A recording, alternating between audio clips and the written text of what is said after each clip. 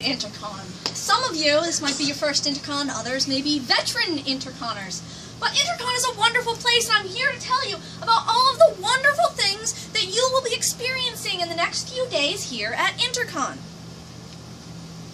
You and your calendar. You should always mark your calendar for Intercon. Work is not important. Nothing is important. School is not important. Intercon. You will learn this over the next few days. And your calendar never lies. So once you mark Intercon, and your work says, no, you must work this weekend, you say, no, my calendar does not lie. It says that it's Intercon. Intercon has its downsides. Sometimes you will be in situations and love plots played by people that make you uncomfortable. It's happened to all of us. The best thing to do is just wrap yourself up where they can't touch you and say, it will be over soon. This can't last more than 4 hours. There's a lunch break next. You will see things at Intercon that will make you wonder why you go. This is normal. Attribute it to the lack of sleep and the hotel parties you go to. Totally normal, don't worry about it. When you start to hallucinate, you realize you have gone more than 48 hours without sleep. Go back to your room and go to sleep. It will all feel better.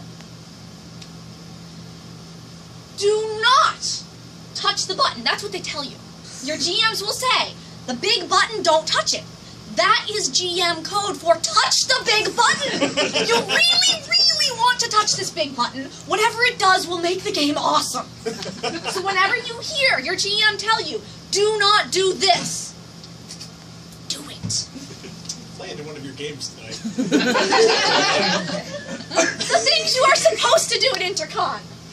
Well, Intercon is all about getting together and accomplishing goals.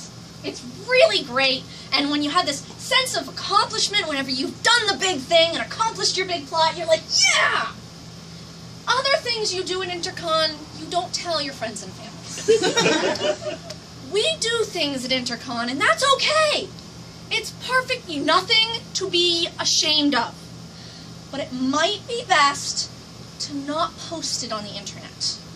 And it might be best not to tell your mother about the things you do, because sometimes that just does not go well. Also bears. Other things you want to do in Intercon.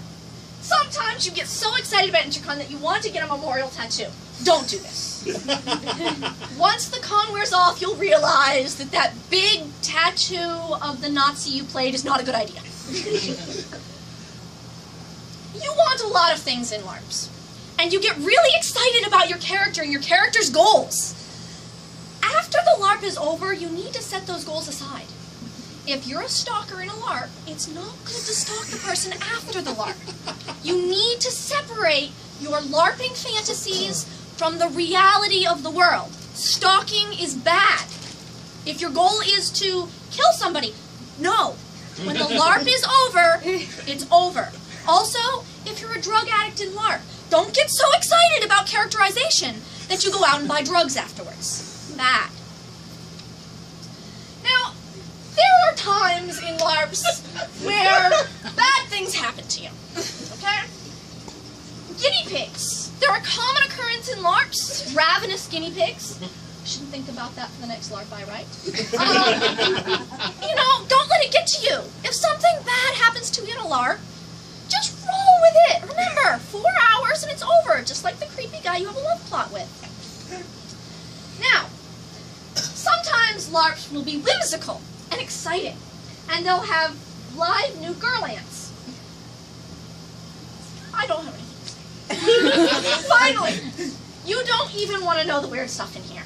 You know, LARPs are so full of weird stuff that we get drawn back in them every year. That's why, remember, calendars, they never lie. Always mark it on the calendar. And enjoy your time at Intercon.